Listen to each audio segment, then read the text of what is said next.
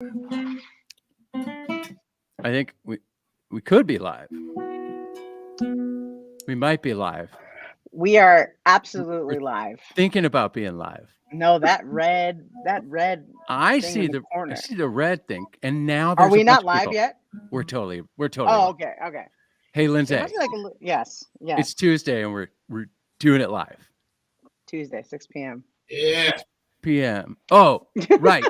So Daria, welcome to the show. Welcome Thank back. you. Kind of time out. Check this out. We're gonna play this thing and do this thing, and then he's gonna sing, and we're gonna have a show. Welcome Amazing. to Taylor Primetime.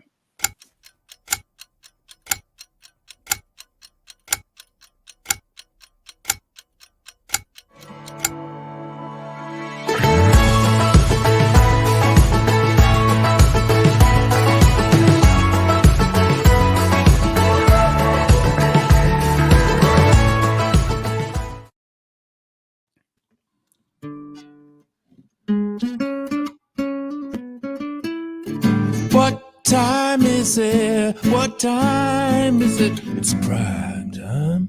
It's prime time. What time is it?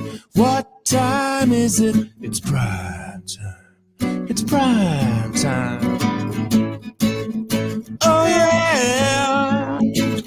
Hey, ladies and gentlemen, boys and girls around the world, welcome back to Prime Time. It's Tuesday. It's going to be a festive show tonight. This is episode number 59. We've done this 59 times, Wow. Jay, Lindsay. Wow. And tonight, we're very happy to have Miss Daria Musk back again. Hey, Daria. What's going on? You look a little cold there, girl. Is it cold in your studio? All right. Please say hello to Lindsay Love and your How's it host. going? Hey, Lindsay. Mr. Jay Parkin on Primetime. Oh goodness. Oh goodness. Thank you, Andy Lund. Hey, Daria, you might be muted. Hello. You're not muted. You Not were muted. anymore. So I'm wearing this Yankees hat because earlier I sent Daria a text message and I said, where you live in the world, it could Yes. be confused. You could be a Boston Red Sox fan or you could be a Yankees fan. I know you're not a baseball fan, really. You're a football fan. I am. But Basketball and football. you said Yeah. Yankees.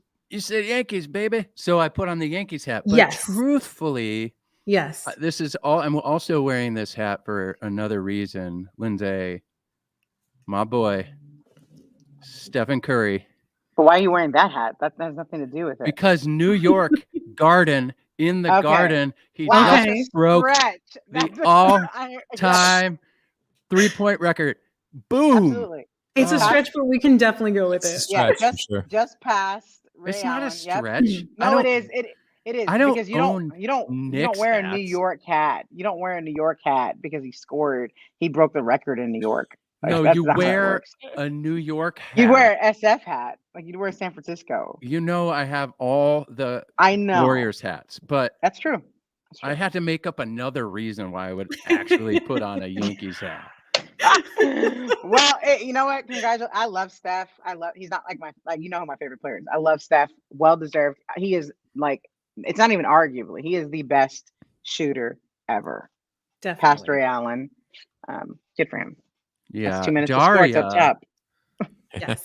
Daria, welcome back to Taylor Primetime. You Thank only you. before this is your first full episode, which is awesome. You were on Yes. our I Know What Love Is, the making of I Know What Love Is episode. That's so what it was. yep, Yes. we're so stoked to have you back. We're excited to have you Thank here. We've been you. working with Daria for a very long time.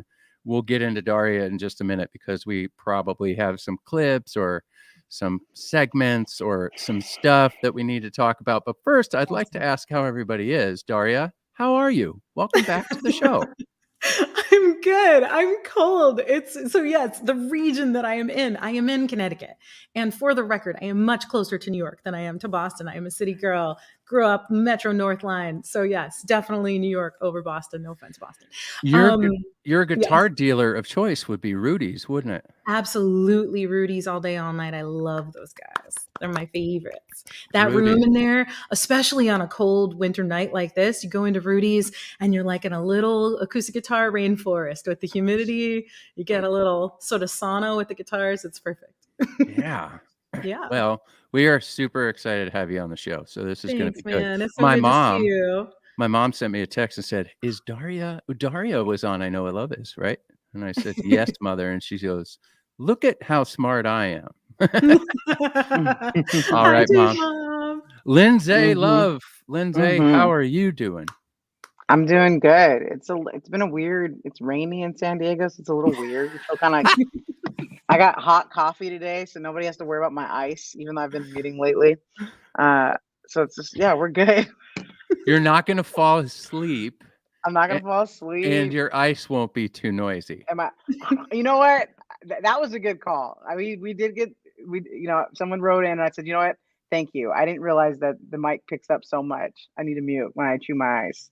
I'm an ice chewer. Was it actually hate? Could it have been considered hate or just? I mean, because they said it wasn't hate. No. And you know what? To be fair, I didn't take it as hate. I took it as good constructive criticism. I don't know what they hear out there. That's true. I think we should change Hug Your Haters to good constructive criticism. And we get full feedback.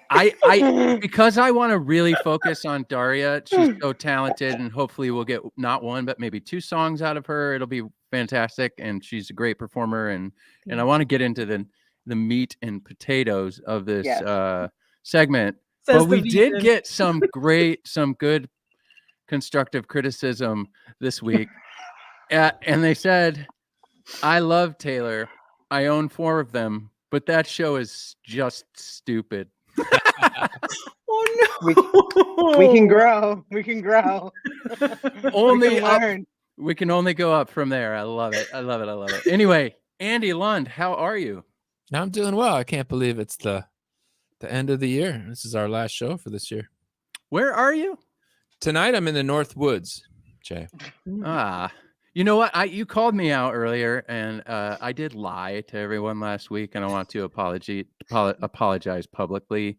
I told everyone that I was going to be on a festive setting here, but I really ran over here from a meeting that ended not long ago, and it was a few miles from Taylor, and I was buzzing over here real quick, and I had to get all my stuff. So Daria said that I am in a festive setting, and I look like the inside of the packaging of the boxes that you're going to receive from Amazon. So exactly, there you go. You're inside a corrugated cardboard box. You're the present. I'm the present with a Yankees hat on. It's really what's in here, man. Right, in the heart. It's really, and we can all feel that like beaming out of your quarter. Yeah, my heart is red and green. All right. Well, ladies and gentlemen, this is the last episode of the year. We're going to take a little bit of a break. So we really wanted to have the most festive guest we could possibly have, and that is Daria Musk, so talented. But before we kick this off with a couple of segments, you know the deal. Actually, we're not really. Oh, anyway, it's all about you, Daria. It's all about you. Just a little reminder: we have some trivia. I'm sorry, it's no longer trivia. We have Evan's question at the end of the show. Nice little care package and some stuff for people. Whoever win the trivia, you know how this works. Let's keep the feed clean. Let's just keep the nerd and guitar nerd and do this thing like we have been for the last 59 episodes. Oof. We did 59 things. Crazy. I'm pretty proud of that. It's amazing. Things. We had to in this meeting that I was at, it was, fun, and there was a bunch of people and executives were there, and we did the thing where at the end we went around in a circle and told everybody what we were proud about. And the first words out of my mouth, where my head was, it was, "It's prime time, baby." Anyway, So those were the first words. I am grateful and very thankful and very proud of us as this squad. We kind of threw this thing together Yep.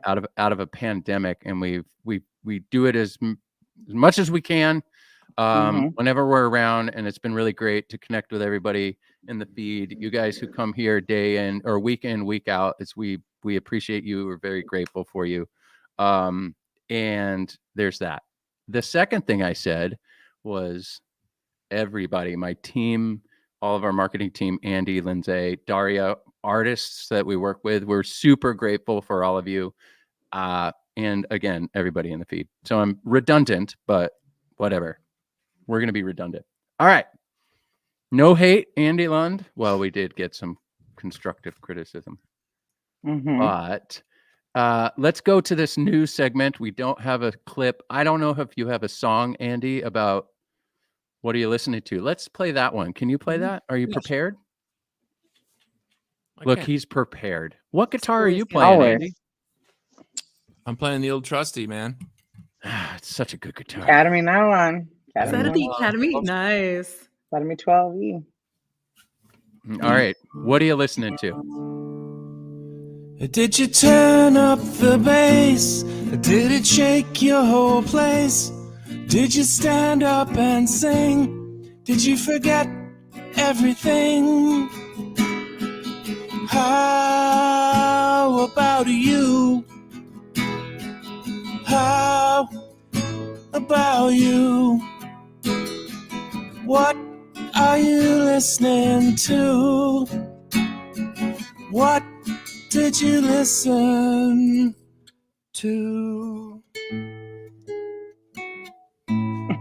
Yeah.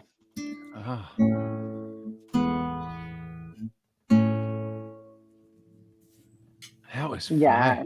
That was fire. Everybody clap. That was fire. That was all right. amazing.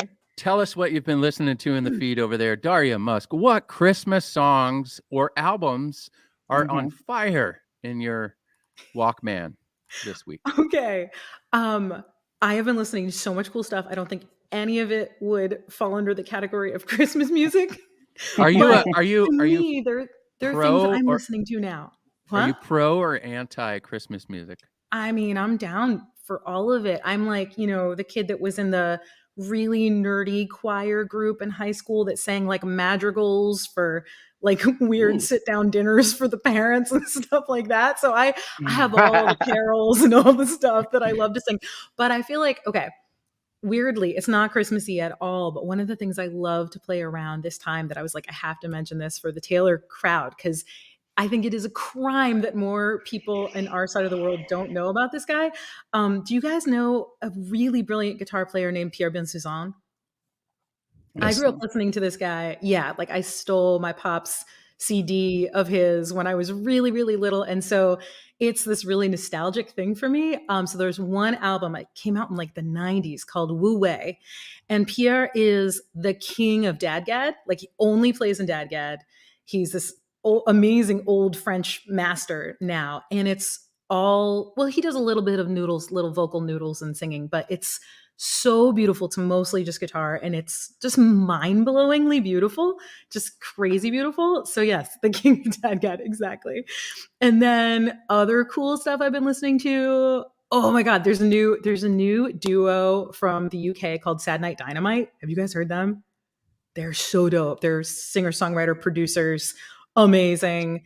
The new Lizzie McAlpine song with Jacob Collier, Erase Me. Oh, yeah. So good. I love them. Like major musician / friendship crush on them. So yeah, that's some of the stuff I've been listening to. Well then. Yes. Andy Lund, let's go to you next. What have you been listening to? Christmassy or not Christmassy? Yeah, I can't really play your Christmassy game, Jay. Last week I told you guys I only have one Christmas CD, and it's one that I made, so I don't listen to that one. Ooh, nice. But like I'm down for it, like Christmas Eve, Christmas Day. Like that's the time for me where it feels right. I'm not into it like the day after Thanksgiving or when Target plays it like a week after Halloween or something like that. Yeah. So I've been listening to Django Reinhardt. Oh yeah. Okay. I mean, nothing says holidays like a gypsy. And Steely Dan, Katie lied.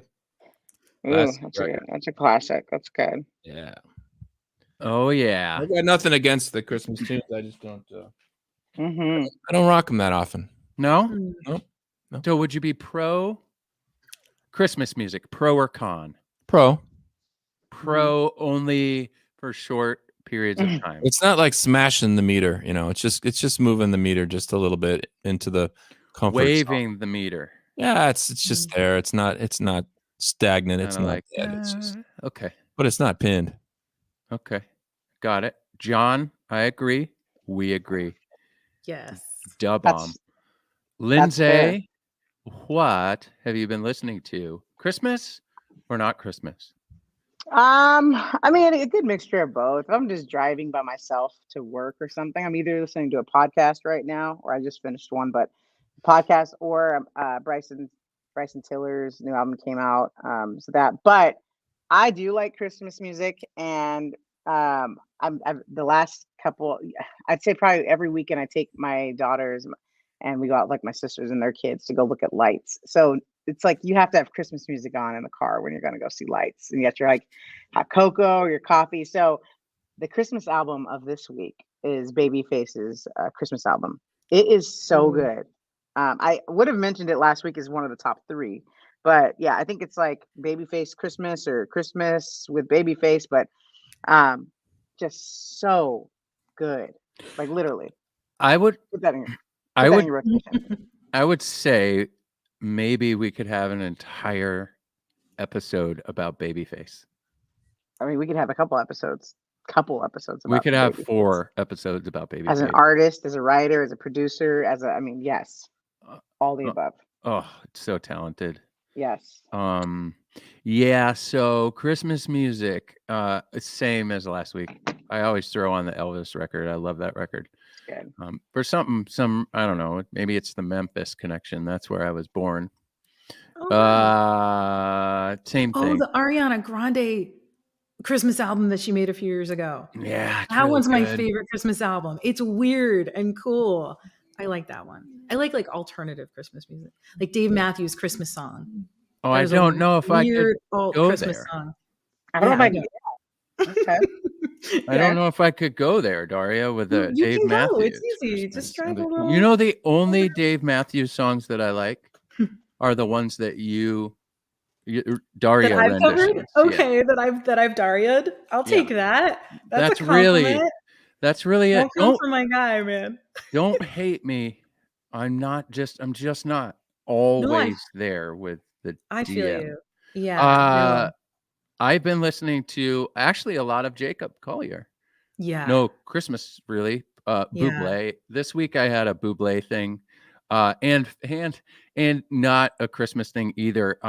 Last Wednesday, my content team and I had the opportunity to film an acoustic session with one of the founding members of the band Fishbone, and it was absolutely magical rock ska thing.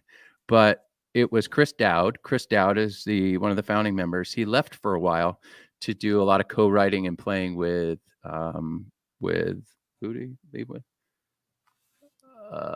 I'm having a brain situation right now, but anyway, he came back to the band and they played this song Change, and he told us, if you look up Fishbone, listen to the song Change. I think the song was released in like 86 or 87, written about the Beastie Boys on tour when they were co-headlining together, when the Beastie Boys were wee big, and they had just put out License to Ill.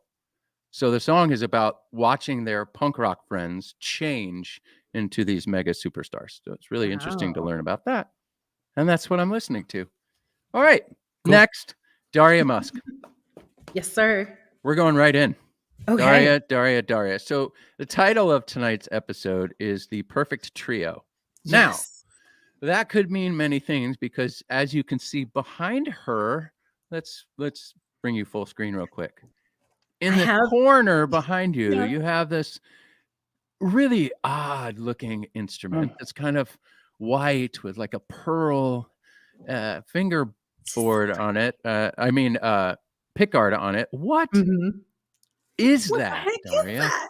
That is one of the this is like a unicorn, right? This is one of the famed, legendary Taylor salad bodies. I feel like I am one of the only humans in possession of one still, and I love her, and obviously, I mean, I decorated her for Christmas for the show, so I'm not playing her tonight, but she's so cool, and I wish you guys still made these, and they're so dope. Oh my god. They're like the bridge is like a piece of jewelry. It's like a Rolex. Like it's my favorite solid body. But as you all know, I'm one of the biggest Taylor nerds on the planet.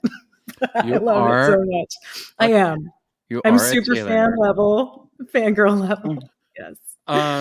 Let's give you a little bio minute. That's what we call Sure. this. The biography minute. It's very short because Cool. I want to get right to it.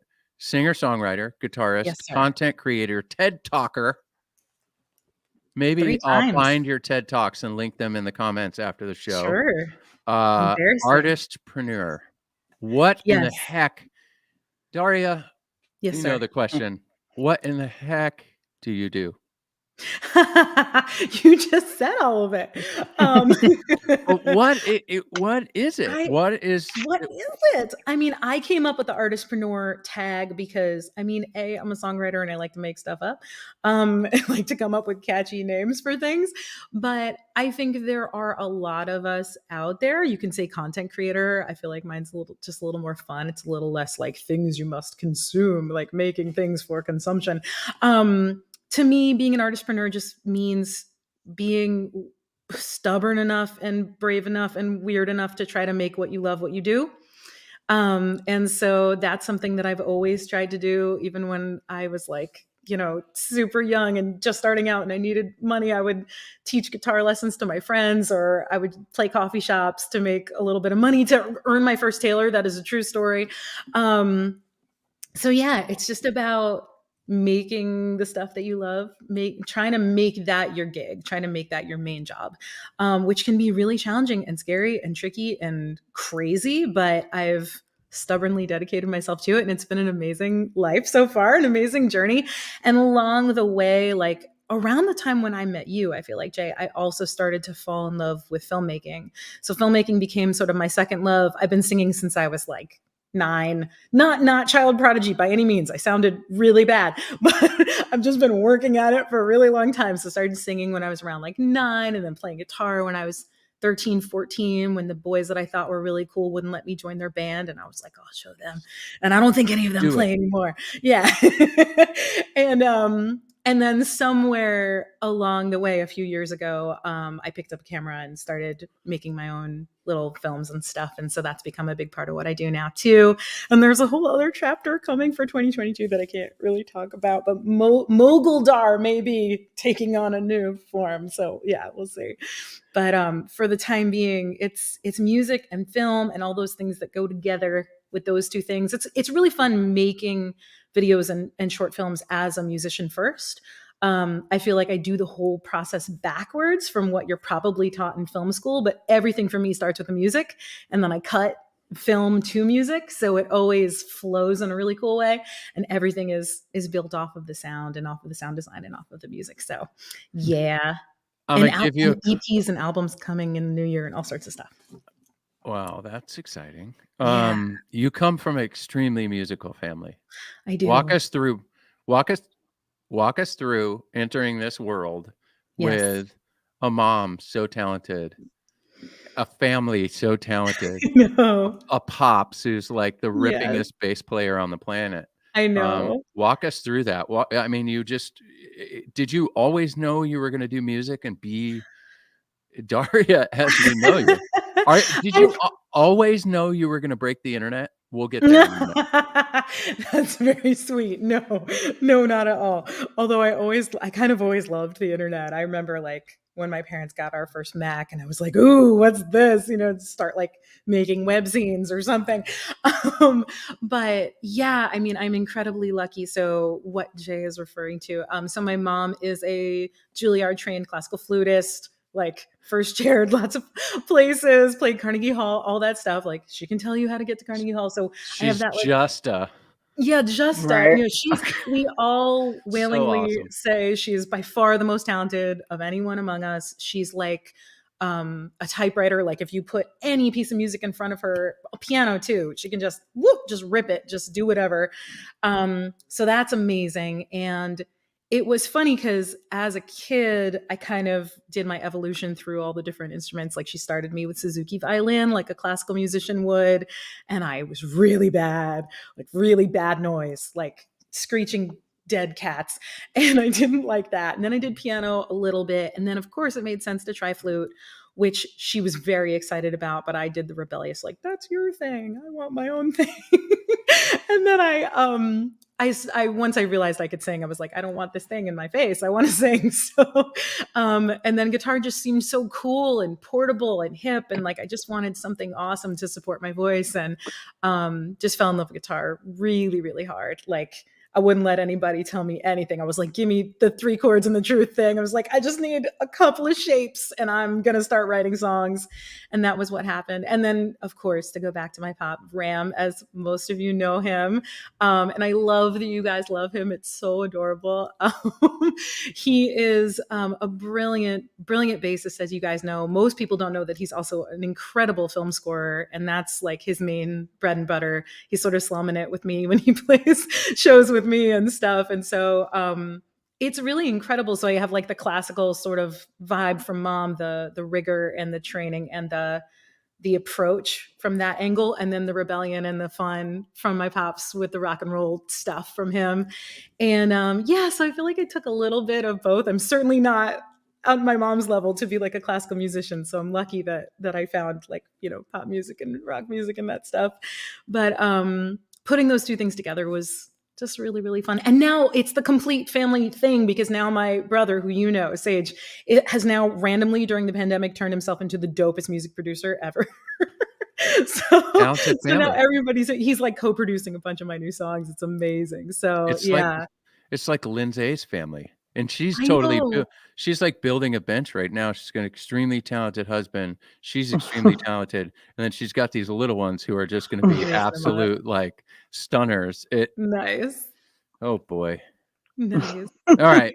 All right. You guys have the talented families. My family's pretty talented too, but we're good at telling jokes. Nice. There we go. That wasn't a joke. We're just like humor. It's funny. Okay. Daria, we'll get into how you broke the internet maybe in a little bit, because we got to get to the show. We got to get to the nuts and the bolts of all these nerdy guitars you have. Yes. But before you're off camera, I have many choices to show you.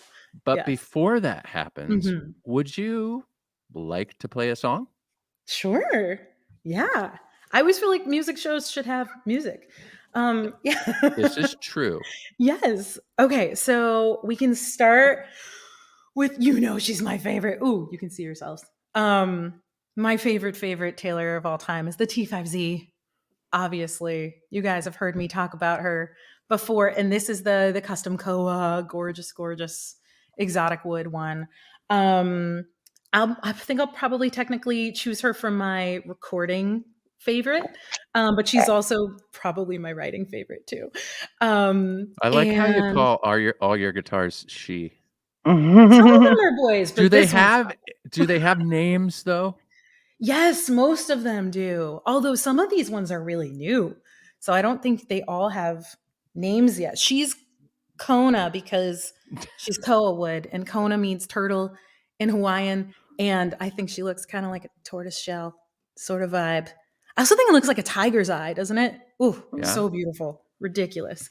But yeah, okay, so favorite recording guitar, also favorite songwriting guitar. And if you want, you could hear a brand new song that no one's heard before. A world premiere. We'll take it.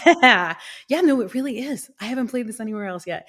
So it's called a Red Rover, and you can hear in the lyrics, but it was inspired by the kind of modern space race that we have going on right now. Because I am a nerd. I'm an all-around nerd. It's not just guitar. It's space. It's science. I discovered Doctor Who during the pandemic and have caught up with all the. Yeah, I never watched Doctor Who caught up. before. You caught up I'm with caught the up. I old just people. started Flux. I just watched the first episode of Flux last night. Yes, so don't tell me anything. Wait until you see the first episode of Becker. Of what? It's a show with Ted Danson. Sorry. All right. Okay, All right. so we're gonna do. So this is Red Rover, and I get a little reverb for you guys, and I got a little nice sound on here. Okay.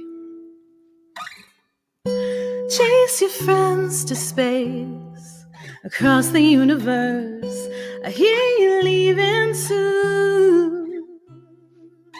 Don't worry about the mess. We can handle it. I guess we'll see you on the moon. Just try not to screw up the stars. My horoscope's been fun since you tried to get to Mars. Red Rover, send somebody over to the place where the seas are made of dust. You left without a thought. For the rest of me, I guess it's just manifest destiny. Flipping planets like vacation houses. You think it works like that? Terraforming, you're so boring. You didn't know how good you had it. And I know we're a fixer-upper, yeah, but I see beauty everywhere. Red Rover, send somebody over to the place where the seas are made of dust. You left without a thought. For the rest of me, I guess it's just manifest destiny. I guess it's just manifest destiny. I guess it's just manifest destiny.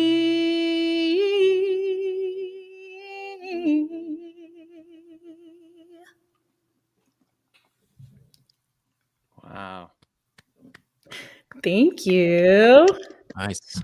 Thanks, guys. I was proud of getting the word terraforming into a song.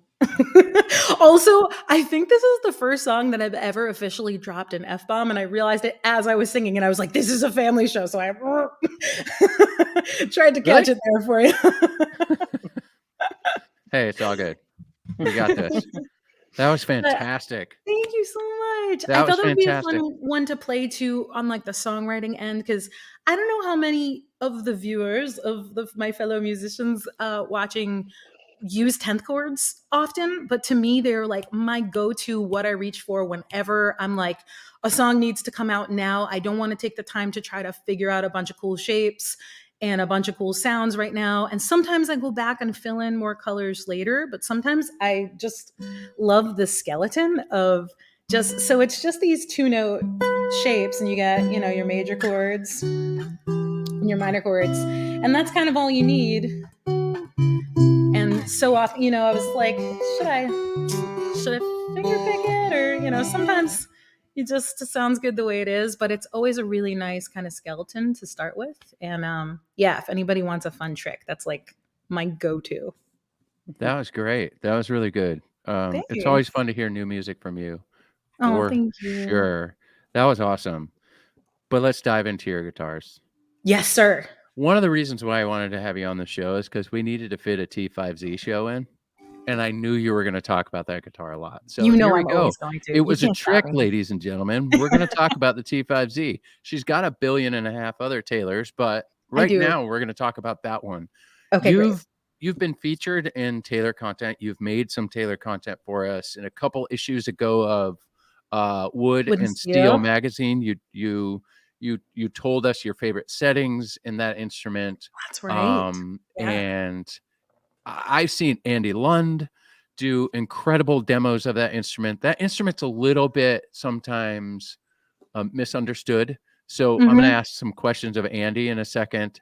And then I'm going to ask Lindsay some questions real quick about that instrument, because we had our good friend Mark Seal in the studio last week, and he did a really wonderful demo of it. And we're going to cut this video up and post it shortly. But he did a video where he was a product specialist for Taylor. If you've seen a road show from time to time, Mark Seal was out at road shows. He was one of our product specialists, and he did a demo of the instrument where he put it in a guitar player's hand, a session player's hand. A really well-versed guitar player, a friend of ours named Sam Yoon. And Sam is just incredible, right? Wonderful player. Had never picked up a T5Z or a T5, right? And Mark just walked him through things, and his mind just went boom. But what I saw with that, and this is to you, Lindsay, is I was in the control room listening, and I saw your reaction. Lindsay, what was your reaction? I mean, you've been around the T5Z, you've been around this company for a while, and you had this like resurgence of holy smokes, that's great. What explain that?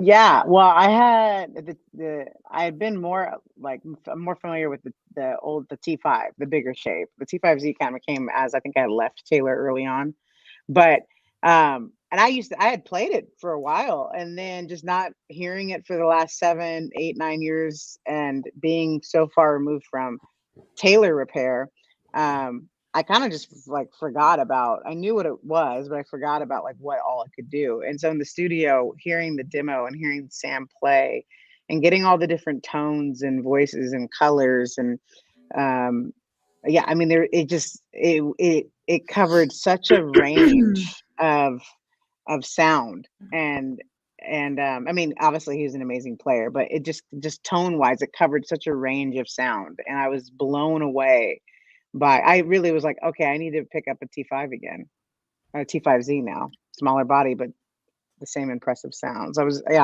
just, oh yeah, that thing was really cool. Yeah, it's sometimes you have to be refreshed and reminded about it. Mm-hmm. Daria is a consistent. She always tells me how much she loves the T5Z. It's really, or a T5 and T5Z. You have a full size Koa T5, don't you? I do. I like the Z a lot more. I mean, a little bit shape wise, yeah. just more comfortable, compact. Yeah, it's much more comfortable. Like I got like short arms. Like so I love the shorter scale length stuff, and it just matches with what it's trying to do. It just feels cool.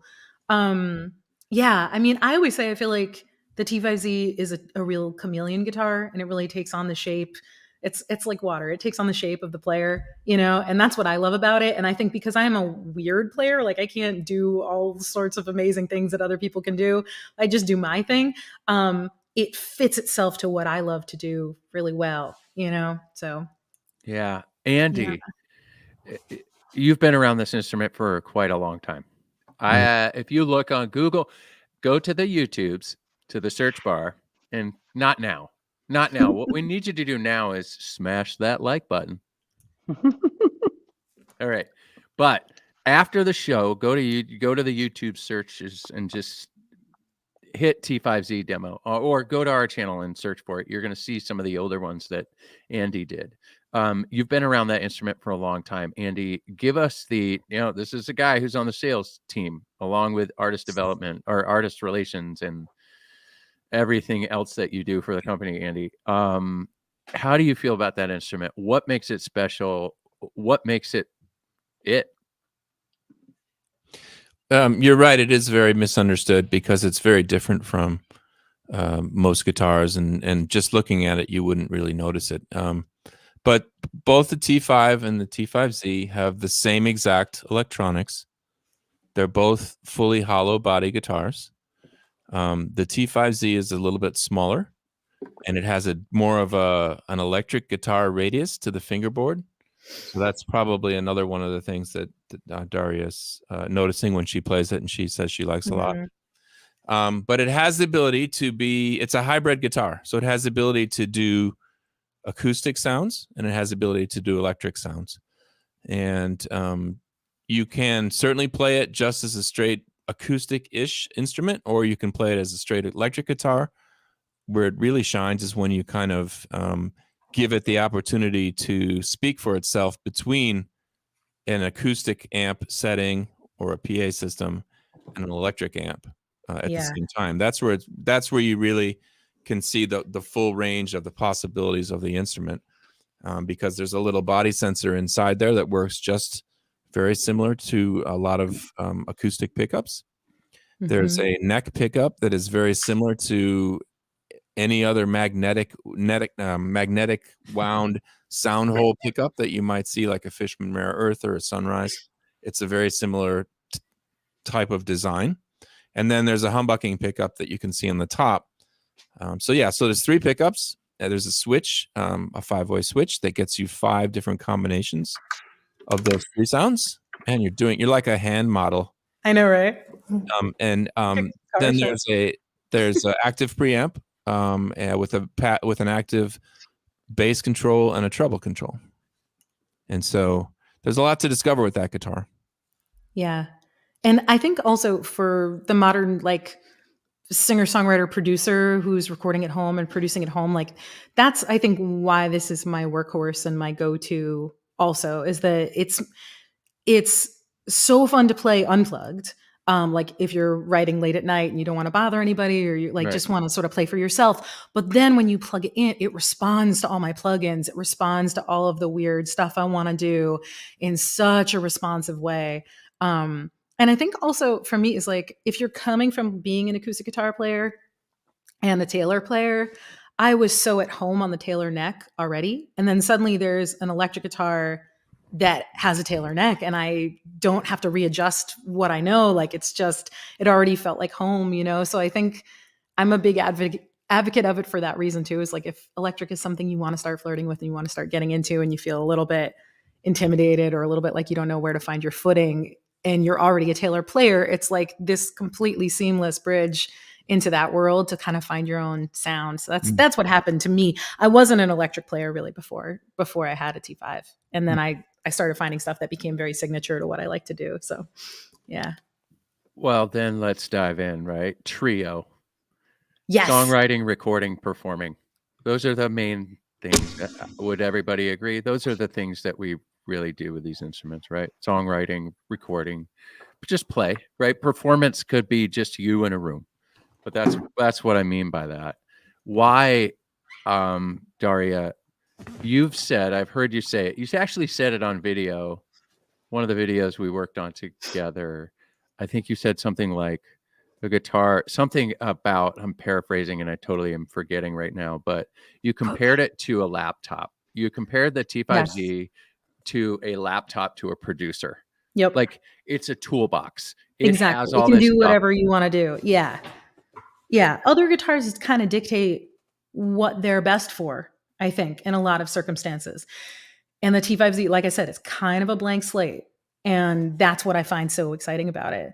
And like, again, as a player who I didn't come up through any like particular guitar sort of methodology or tutelage, like I grabbed cherry picked all my favorite things from all my favorite artists and a little bit of after school stuff and working with my pop, so because I'm coming from this eclectic weird thing of trying to make my own sound, there it is. The T5Z just like opens up this world where you can kind of dream stuff up, and it's not saying I'm strummy or I'm bluesy or, whatever. It kind of lets you do whatever you want. Yeah, I love it. It's such a great instrument. It's Totally spectacular. So Daria, you Yes. have 1.5 billion Taylors. That's I am stretching the truth, everyone. It's called an exaggeration. But you do have quite a few. I have a family, yes. What would be your top 3? And it's totally okay if it's all 3 are the T5Z. No, oh my God, are you kidding? No, what would be your top 3 Taylors? And let's go. Songwriting in order. Yes. Songwriting, recording, performing.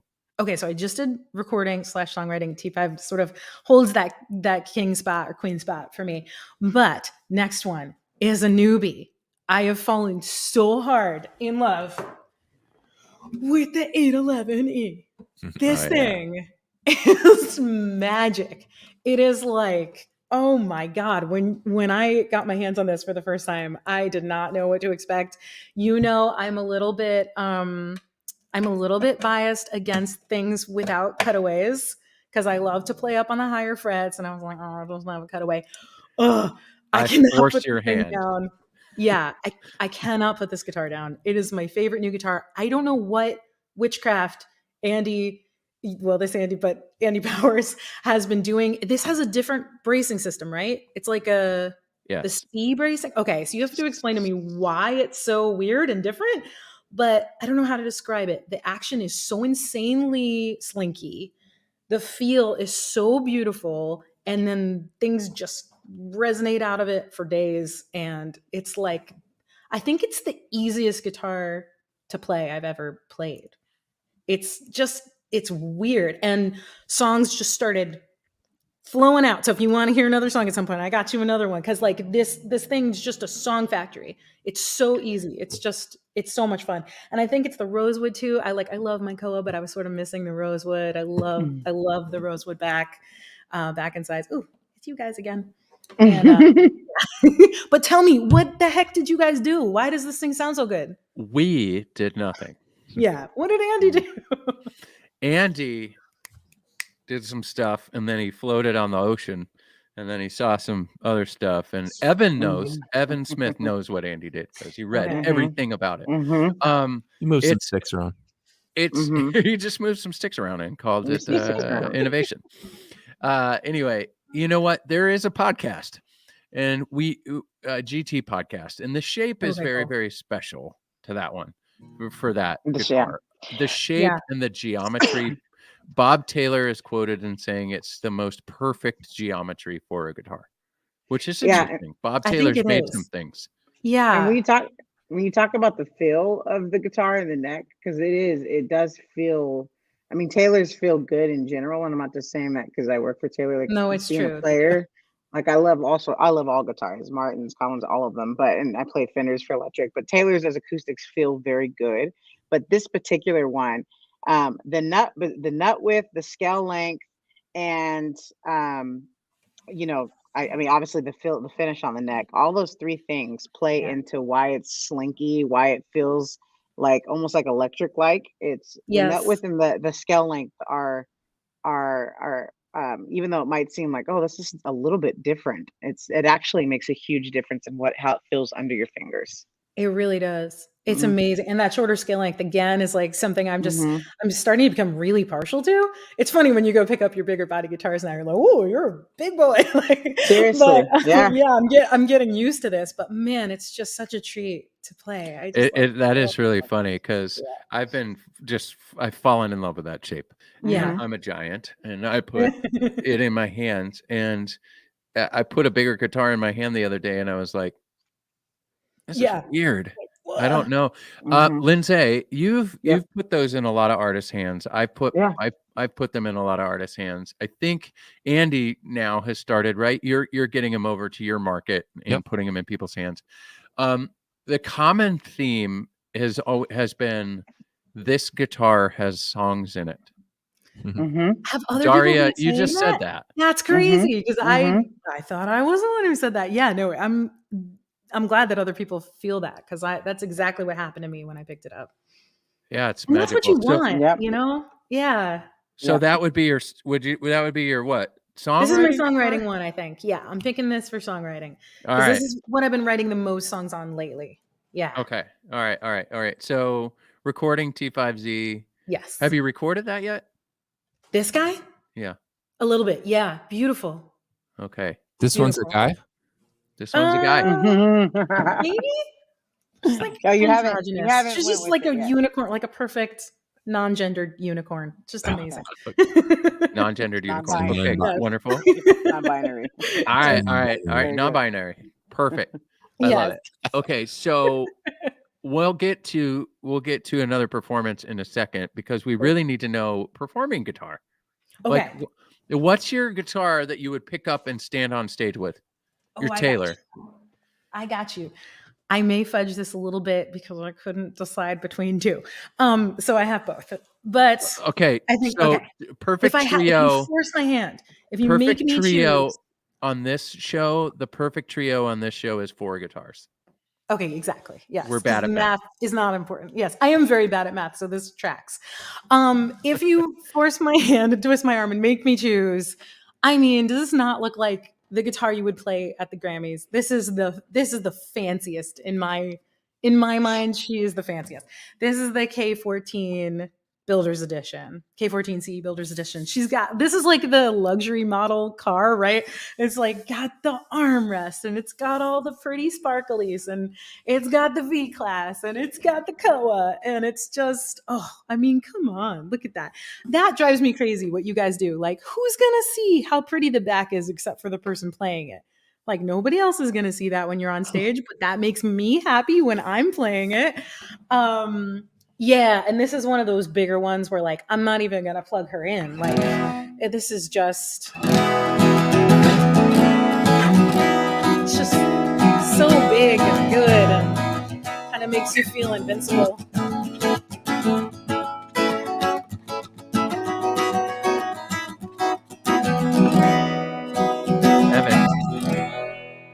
Just big. Evan is the best at reminders. Silent satin. Yes. Silent satin. All day.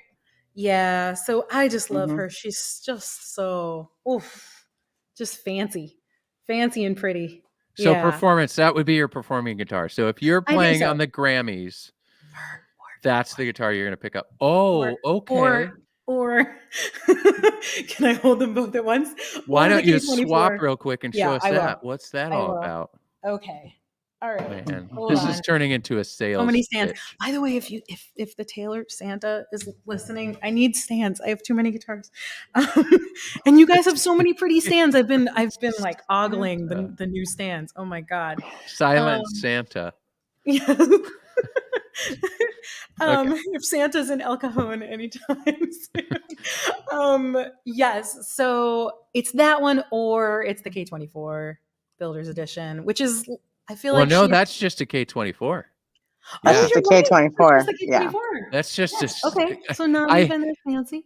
I hate to say that's just a standard. It's not just. Yeah, not just. Just a run of the mill. Yeah. Super duper fancy K24. I love it. It's got kind of the same inlay, but in the beautiful wood. And so this is an interesting one, right? Because so Jay knows I've had this one for a couple of years now. Yep. And because it's all Koa all day, I mean, oh my God. It sounded great out of the case, but it has really bloomed over the last couple of years. And I've been playing her a lot. And so now there's like so much mid-range, which I'm very partial to. It's just like warm and buttery now, where it was really bright, day one, like the day she was born, very bright now. And that's, I think, the fun of Koa is it's kind of like the thanks, Stephen. Yeah, we know. I feel like I've said this before, but the full body Koas to me are kind of like a great pair of Levi's. It's like maybe not the most comfortable like for the day you buy them, but if you like sleep in them and you wear them all the time, then they become a second skin and they become the most comfortable thing in the world. And like I think that happens with the sound. Like you earn the sound the more I'm definitely a sleep in jeans kind of guy. Yeah, you can do it. I think I've heard that's the trick with like really hard Levi's. It's like you sleep in them and then they're good. You get some good jeans and sleep in them a couple of times. It's weird, I know. But like that's much richer and mid-rangier than it was when I first got it. So that's kind of fun to know you have something more and more and more to look forward to. And I think, I love that Taylor cares about sustainability in so many ways, but in a weird way, I think a lot more of us are starting to think about sustainability with like the way we spend our money and what we buy. And like, I know I've been thinking about it with clothes more. And when you think about buying something that you know is going to get better and better and better over time, it's kind of an exciting purchase to save up for and then know you're making a purchase for the future. It's pretty cool. That is true. Yeah. We would agree with that one. And Bob's plans and for Koa in the future are pretty special. That is true. So Daria, okay, so Yes, you sir. got a handful of guitars. You told us what you like. For recording, you'd say a T5Z. It gives you everything you want. Also, kind of for songwriting. Yes. Very For writing in general, right now it would be an 811E. Yes. Okay. And then it's kind of split for performing. Koa is your big body Koa guitar. So the K24 CE that you're holding onto and the Mhm. Builder's Edition K14. Yeah. Yeah. I think that bigger body with the cutaway just gives you that extra oomph for live, and also live plugged or unplugged. I mean, you're probably going to be plugged in if you're performing for a bunch of people, but these bigger shapes give you a lot of sound if you're like in a living room with all your friends or something too. I would like you to try something. Yes. I'm going to challenge you. Okay. I would pick up the 811 again if you Yeah. could. And my challenge for you is the next time you play on stage, play that guitar. Oh, I would love to. I mean, I would love to play on a stage. Oh my God. Maybe we should send a stage to your backyard and then you Yes, can that play. would be great. I will film it for you. Absolutely. Please How do. does the 811 sound? See, Tom or John? John Thomas. John, I messed up. I apologize, but you do have 2 first names, and I love that. So he said, how, see, easily messed up here. John says, how does the 811 sound? I didn't get to hear it. Hey, Daria, would you like to No. perform another song? Sure. Yes. Thank you for asking. It's That's only my so favorite thing to easy. do ever. All right. Awesome. So Yes. you are going And to perform another song. We know what Daria's guitars are. We hear you and see your feedback over here. After this, guys, get your questions ready. I'm going to have to go back. I'm without Gabriel today, so I'm going to have to go back and find some questions. But get your questions ready for Daria, singer, songwriter, guitarist, content creator, TED talker, artistpreneur. Every Earthling. What did someone say? Your spirit. You're so excited about everything. Oh, Anyway, thanks, we guys. love it. Play another song, and then we'll Okay. answer some questions, and we'll move the show along. All right, cool. So, super quick preamble for this one. So this is a song I wrote on this guitar. This is also a brand new one. It's a pandemic. I've been writing a lot. So we're getting a lot of new stuff tonight, which is so fun. Thank you for giving me the opportunity to sing for people.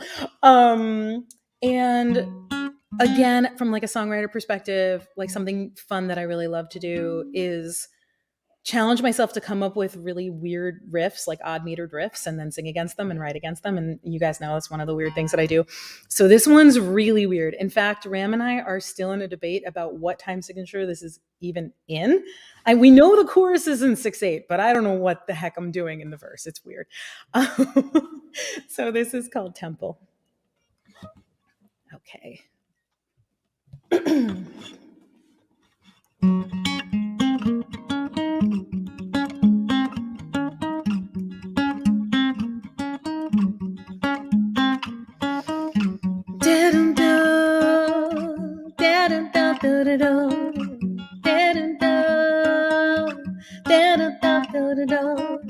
There was a time I was just a little girl.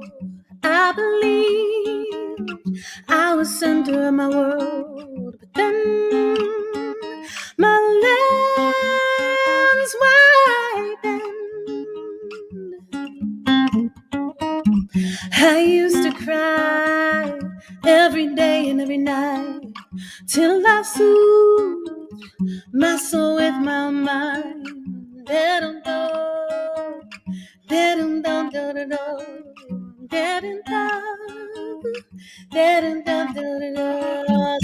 I realized my thoughts shape the world like clay. So I started to mold what I want to see till I felt better. Okay.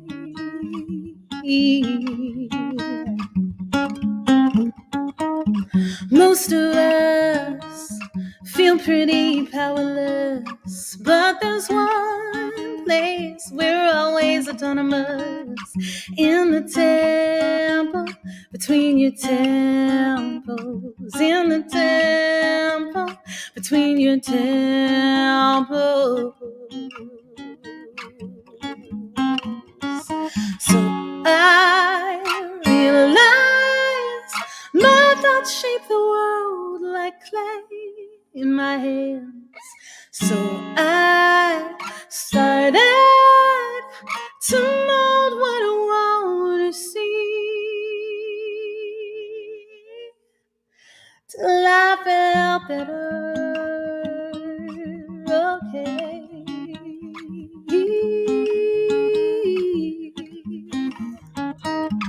So you know, the only thing I really did was the only thing I ever really could. I just changed my mind.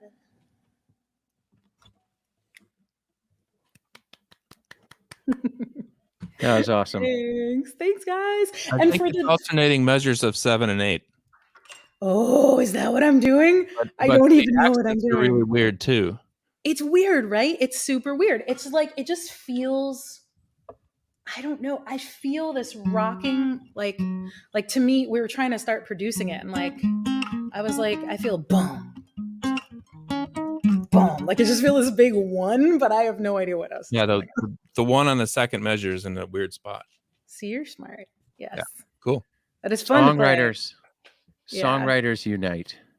Yeah. Daria, I have one question. Yes, sir. And then we'll dive into some Q&A, but Yeah. what is your songwriting process? What is it? Man. You're a champion. I mean, you Oh, have thank you. You know what? I'm gonna be honest. Yeah. Not all songs are for everybody, right? Yeah, sure. Lindsay and I joke all the time about jazz, or because some jazz is I love just jazz. mind blowing, and then Yes. some jazz for me is not, right? Mhm. And Lindsay and I had a funny conversation about funk this week. It's the same thing, right?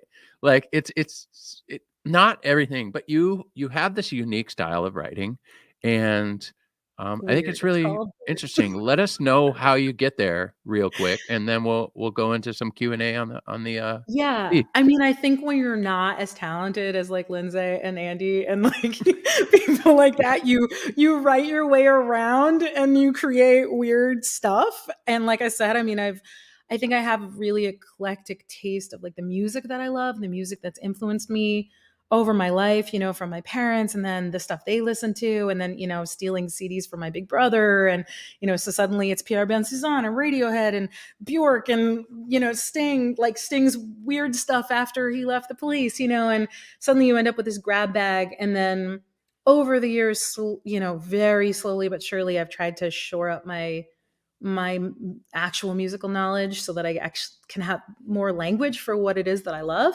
And so if we were going to get nerdy and technical, I would say one thing I've really learned about myself is I am really a modal writer. I love to write in modes. That's a major shortcut to emotion for me. So if we're getting into like, Dorian, or I'm a major Lydian person. I love Lydia and I love the weird sharp four. So there's technical things like that, but mostly I think the thing I've learned over time that's really been helping me lately is that I've learned that when I get a lyric, it locks the song in. Like I was trying to explain it to someone the other day, and I said, like in movies when they're forging a sword and they cast it into they're heating it up and they're banging it, and then they put it in the cold water, and that kind of says, okay, it's done and it's locked. If I don't put words to a song, it will stay amorphous forever. Like I'll keep working on it for years. And so lately I've been like, let me think, like, what is it that I want to say, and start with that. And then now I'm like, I've been writing so many songs and they're done. Like they're done in an hour rather than me, playing around with them for 6 months or a year, or coming back to them after I put them on a shelf forever because I couldn't figure out what it was about. So something about those lyrics really lock it in for me. And then in a kind of a Joni Mitchell way, I often find that like the melody will be locked in the words for me too, or like the words will be shaped in such a way that they want to do a weird thing. But yeah. And then when it comes to guitar writing, it's a lot of that. It's a lot of find something cool and weird to do that's hard to sing against because it's a fun challenge, and then practice it so much that it can be put on autopilot. And then where does my voice go from there? And then, like I said, things like the 10th chords, like for me, that's another shortcut. Probably I wasn't realizing it earlier, but probably because there's so much information missing in a chord like that as a vocalist, it's really fun for me to fill in the other colors with my voice. So it is a very duet thing with me and the guitar. I like to make us, do little Bach, like counterpoint stuff together. Yeah. That's really great. All right. We're going to get into some questions. All right. We're going to find some questions Talk to us, here. people. people have written questions and they've gone past and I've missed them. And Daria, oh, here's a great one. Ken has one. Daria, Yes. out of all the things you do, write, sing, play, perform, what is the most fulfilling? Great question. Easily singing and songwriting. Like everything I love doing all the different stuff. But like it was so fun getting a text from you this morning, like, oh, do you want to do the show? Because I haven't just played for that many people lately because of the pandemic and stuff like that. And God, today was so fun just practicing and preparing for this. It lights up my world in a very different way. I definitely, when I'm singing, I do feel that this is why I exist feeling. It's the most fun for sure. Yeah, here's a question. It's a good one. What inspires you the most as a songwriter? I mean, I think the artists that I love, but the first thing that came to mind actually when you said that is nature. I'm a real nature nerd. I live out in the woods. Andy, you said you're in the woods too. And The I actually Northwoods. listen to a lot of silence. Like I listen to a lot of nature sometimes more than I listen to other artists when I'm writing, and just kind of hearing the space, and then stuff sort of emerges from that quiet place. Yeah. Oh, here's a good one. Rob rewrote his question. Thanks, Rob.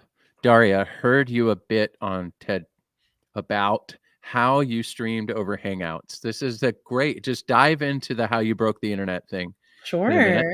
Sure. How did you think of it? How did you think to do it? How can I do it for covers? Oh, okay, cool. So, I mean, long story short, I was doing these kinds of shows before the pandemic made it a thing a long time ago.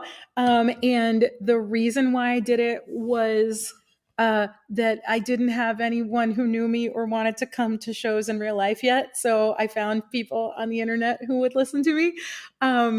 And it was very much like this, like a Zoom kind of thing where I was a little bit right place, right time. There was the Hangouts thing was new and people were checking it out from all over the world. And so suddenly, sort of instead of having like a hometown fan base, I had all these random people on the internet who were showing up and watching me play live for them just like this. And it's always been one of the coolest and most rewarding and thrilling things that I've ever done and that I continue to do. And I think, it's weird because the internet, I think, is very ready for a refresh. Like, it's weird to me that the tools are not better. I would say they're arguably worse than they were when I started because Hangouts isn't even a thing anymore. And that worked a lot better than Zoom. So I can tell you not much, but I can tell you that's something I've definitely been put in the wheels have been turning during the pandemic for sure. Because I think that it's an exciting prospect, the idea of artists being able to break in a similar way that I did and like find audiences online and build up your fan bases before you go out and play live, and so that you have somewhere to play when there's pandemics going on and stuff like that. When you did that, So. explain that really long hangout that you did that one time. Oh yeah, how that happened. That was just a crazy thing. We did a New Year's hangout one year where I wanted to go 24 hours for New Year's. I wanted to ring in the new year with every time zone. And so I did a little mini show, a half-hour show from 11:30 to midnight for every time zone as midnight hit for them and the year changed over. And that was, I think, the hardest, like musically and physically hardest thing I've ever done, but it was also so rewarding and so amazing. And I had people from those time zones in the show with me as midnight hit for all those people. So people would like turn their computers to the window and I'd see fireworks going off like in Sydney. And then, people teaching me about all the different New Year's traditions from all around the world. Like, I think it was in like Latvia, they pour liquid metal into a cold puddle of water and then it solidifies into a shape. And then like they put that on their mantle all year. And like, I learned so much. I know it's crazy. Good. Like, I will never forget that because it was so original. I learned so much about these different cultures from around the world and it was so fun. And Ram did the whole thing with me. And I remember the hardest part, we were kind of running on adrenaline, like New Zealand, all the way up to let's see, which way? up to the West Coast. Like before the West Coast, there's a lot of water, and so we had this big gap. It was like a 3-hour gap, whatever that gap is, where there's like penguins. There's not a lot of people to play for, and I remember like keeping myself up, like, okay, I'm just like ready for the next show. I'm ready for the West Coast show. And then I heard Ram like on the studio couch out there, like, and I was like, no, wake up. We got to keep going. But we made it and it was awesome. Wow. Yeah, I love it. All right. David has a question. Of all your guitars, what about choice for best fingerstyle? So what is your fingerstyle guitar? Do you have one? I mean, I think it might be this one now. Ooh. I think it might be the 811 now. It's just so pretty. Like, I usually capo it. Yeah. It's just so responsive. Yeah. All right. 811 it is. Yeah. Here's a great question by Mike. Mike Nelson with the question, what does Daria think about the difference between X brace and newer V-class bracing guitars? I mean, you were there at NAMM with us when we launched the V. I was. I'm V-class all the way. I mean, I have plenty of X braces still in my roster, but they sadly have been pushed to the back. Even like some, wood combos that I really, really love, I just find myself gravitating toward the V-class ones so much more. The intonation is just so on the money. It's so amazing. And I do a lot of writing and playing with like either with my pop or with my brother where they're on keyboards. So instruments that are tuned and locked, like the V-class guitars just stay in alignment with the studio music, like the studio instruments in a way that nothing else does. You don't have to keep adjusting them all day. And I don't know, and the sustain and V-class is kind of is the winner. V-class is your winner. All right. Okay. Yeah, Richard has an outstanding question. Ooh. If you write using an 811, how do you decide to perform/record on a different guitar? How much does the guitar's voicing influence the final product? That might be one of the best questions I've read on Primetime. Wow. That's an awesome question. Yeah. That's a really, really good question. I think what it is something like the 811, like the reason I've been loving writing on it so much, like I said, is that ease and comfort. It's like, I just want to grab and go. And so for like that thing I played earlier, the Red Rover song, it's so easy to just, like, I played it for you on the T5, but I wrote it on this. And so I'm just like, I just want to grab a quick skeleton of some chords. I want to write a song. And it doesn't matter where I am in the house and what's going on. I don't need to plug it in. I don't need to do anything. It just sounds great. But then as the song starts to bloom in my mind, what else I want this to be? Oh, actually, the song's got kind of a little edge to it. And like, maybe I want to go electric and maybe I want to have this sort of shimmery sound. And it's kind of about space. And I start thinking about the way I want to produce it. And so then it starts to drift. And so what's cool is like this becomes home base or like a launch pad space. And then it kind of takes off and goes to the different places, Yeah. Or then if you realize, oh, this is more strummy, this is more big, open, jammy chords, like then maybe I'll go for one of those bigger bodies or something like that. Yeah, that's great. That was Richard, that was a fantastic question. Kudos, Thank you, man. Richard. We got another question here, maybe a couple more, and then we'll go into Lindsay's question. We'll keep the show moving.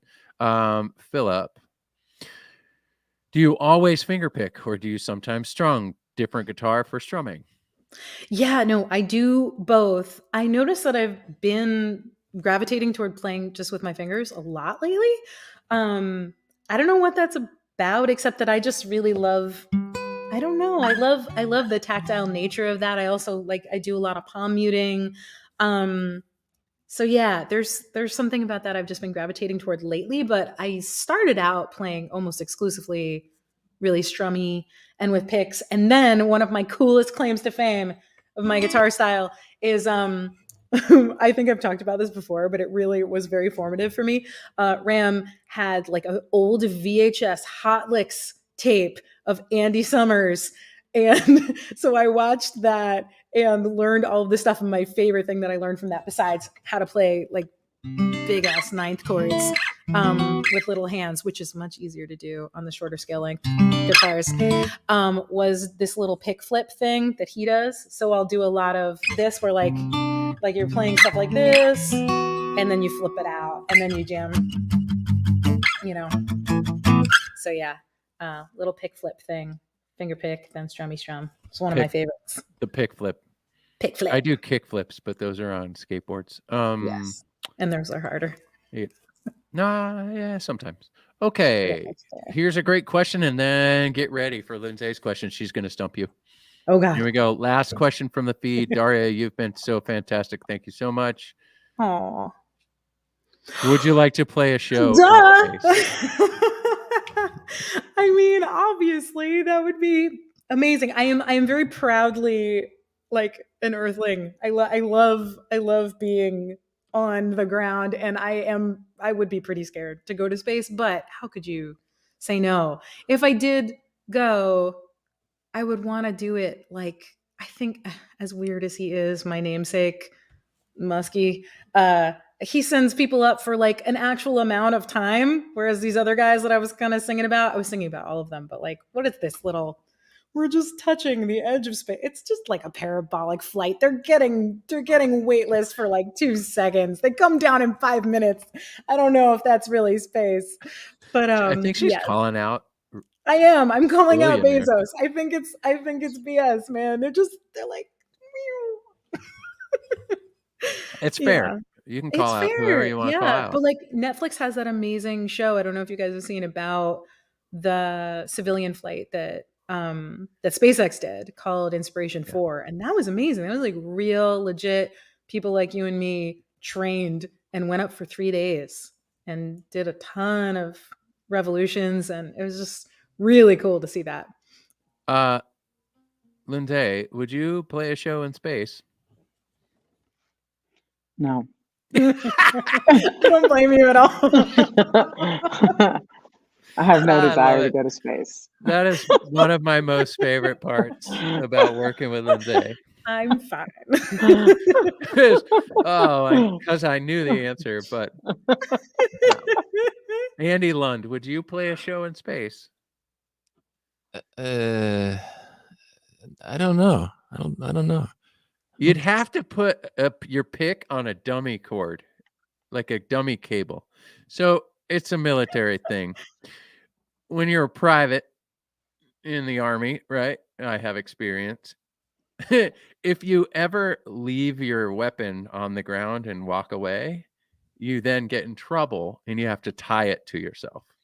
Okay. So that it's a mess, or little things like that, right? So a dummy cable is what it's called. Dummy. Yeah, your amp would be floating around, and the PA would be floating around. It might be kind of cool sounding. Yeah, right. But no amp. Just take this guy and just float. Because you can't really tie it down, because then that's not really in space. I mean, if you want to experience weightlessness, all your gear's got to be floating, man. I think. Yeah. All right, one last question. This is good. One last question, because this is technical. Rob has one. Is it easier to hold the pick between your fingers or between your finger and thumb? Like, this is just your flip trick. Okay. So finger and thumb is when you're using it, and then in between these guys is when it's retractable claws. So yeah, no, you wouldn't play like this. That wouldn't work. No. All right. You know what time it is. It's Lindsay's question time, but Andy Lund is going to play us a little song, and it's going to get live in here. Take it away, Andy.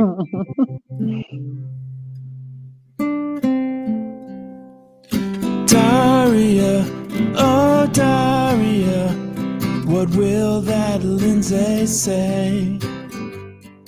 Daria, oh Daria, here's the question of the day. Where'd you go? Oh, there you are. I missed my cue. Okay, Lindsay, your turn. I had a question, but then we got all that space stuff, and you obviously really want to get up there. So, who, I'm if you had fine. like, if you had four people to bring with you, who you bring into space? Oh, great question. Yes. Ooh. Okay, 3 spots are instantly taken because I am incredibly tight with my family. So mom, pop, my brother Sage are taking 3. Fourth spot. I think okay.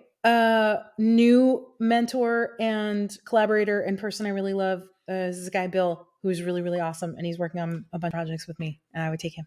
Yeah, Nice. yeah. Or I Bill. mean, you Going to guys could space? fight, but you don't want to go. So Well, J here, might. J might. I don't wanna want. go. I don't know if I want to go to space, but yeah. just text me from space. Yes, sir. Yeah. That's all. Yes. As long as I get a, hey man, I'm in Yeah. space. Text. I mean, I would ask Bob Taylor if he wants to come.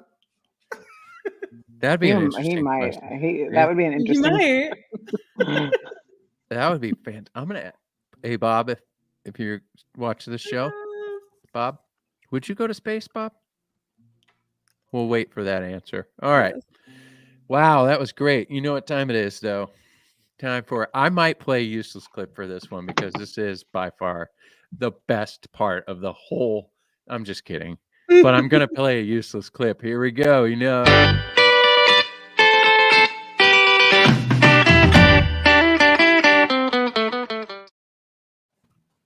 Because you're such an addicted to sports, Andy's gonna play you a song. It's gonna be so Yes. great. Oh, I'm so Do excited. it. 2 minutes of sports, the last one of the year. Cracker Jacks, cracking bats, cold beers, banner years, hot dogs, MVPs, cotton candy and winning streaks, nachos, grand slams, cheesesteaks and home stands, curly fry, linebackers' eyes, roaring crowds scream aloud. 2 minutes of sports. I think Andy, next time we do this, that you need to do a 2-minute song about sports, and then we'll just end it. And then not Yeah. do. Don't And then talk we about it won't at do all. anything, and we'll just be No. like, "Good job. There it is. Yeah. There's your sports was for 2 it. minutes." You're Daria. Yes. You're more of a football fan and a basketball am. fan, but correct me if I'm wrong. You're a Patriots fan. Not anymore. I'm a Tom you're Brady a Tom fan. Brady fan. So Call that me means basic, but I'm a Tom Brady fan. I'm Bucks all the way, which I have been dealing with for the first time, having to watch shows that are out of, what do they call it? Out of your market.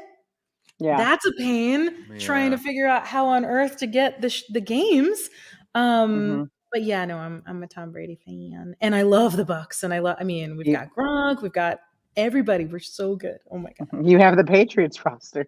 I know, basically. Yeah, basically. No. I mean, it that's feels like we're heading to an inevitable showdown of Belichick and Tom on opposite sides, which, if he could win, would be the greatest win ever. So, yeah. You're fair, David Gronk. Yes, It's Gronk's always back. fun to say Gronk.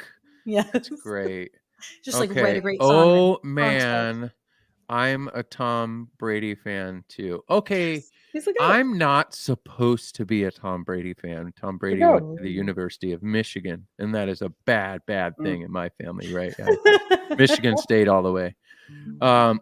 I mean, it's so funny that we laugh that if Michigan State beats Michigan and we lose all the rest of the games, we've had a wonderful season. Yeah. That happened this year, so it's fine. We're going to a bowl game. It's fine. Anyway, but I do, after the Inflategate scenario, I was like, you know what I hope?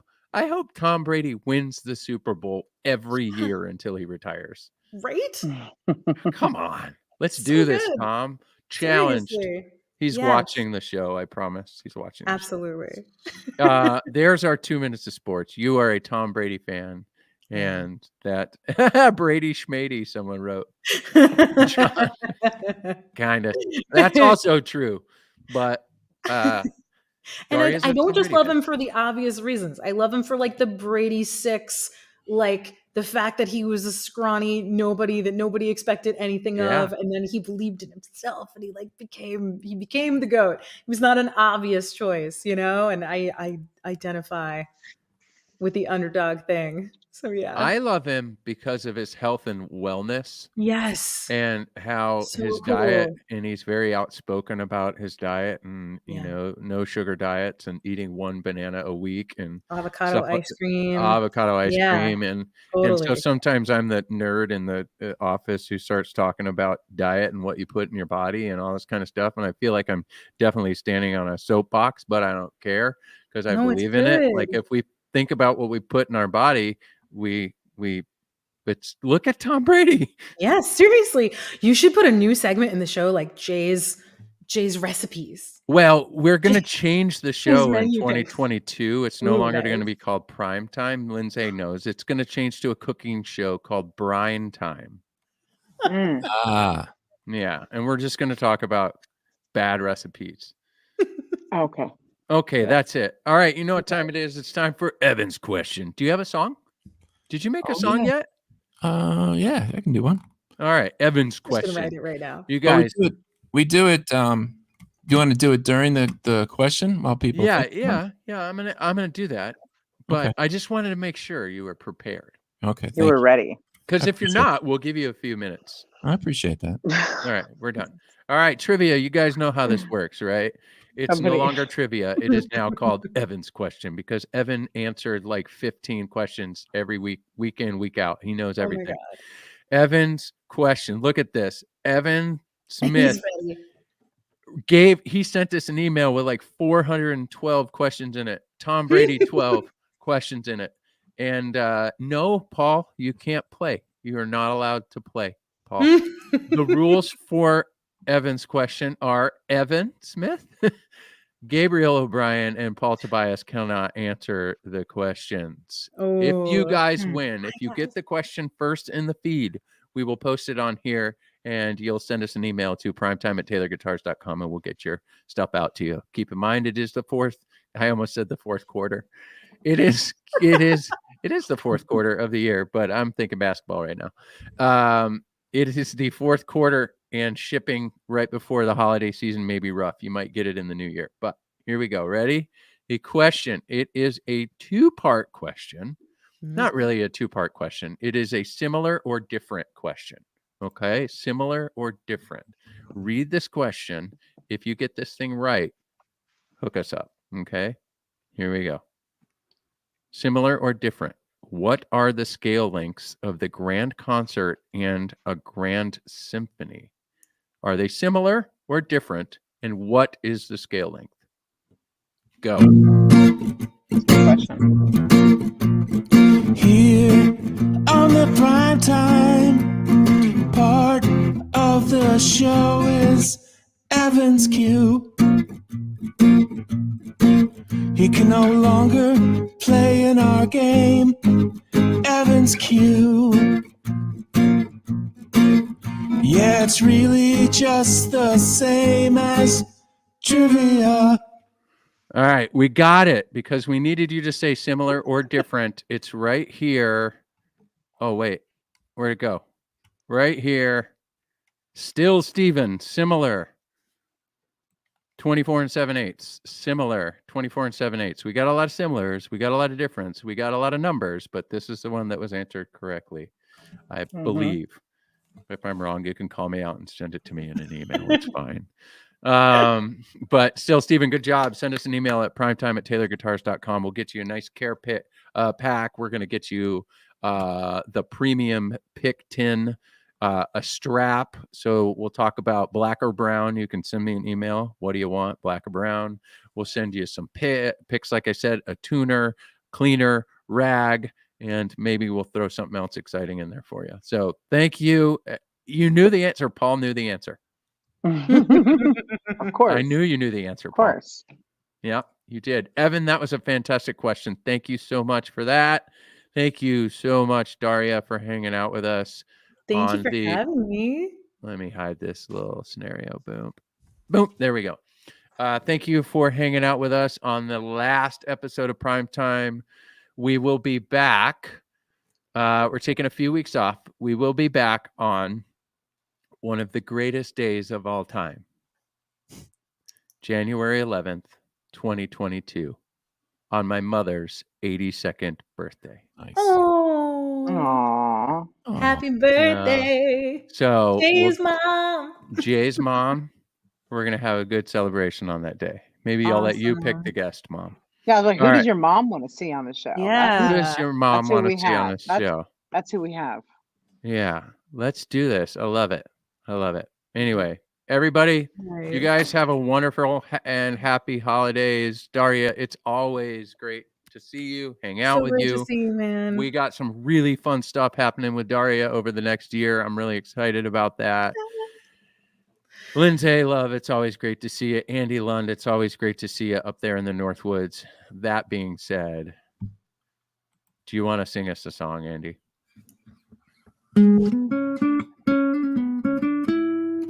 What was it? What was it? It was prime time. It was prime time. What the heck was it? Well, that was prime time.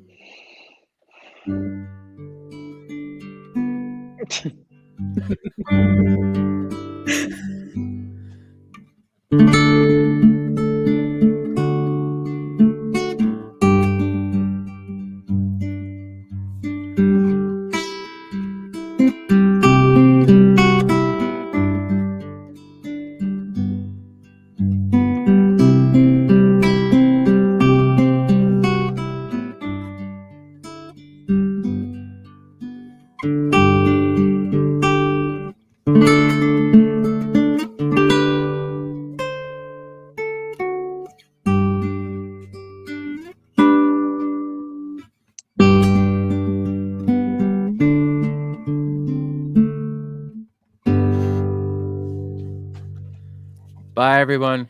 Have a happy holidays. Bye, guys.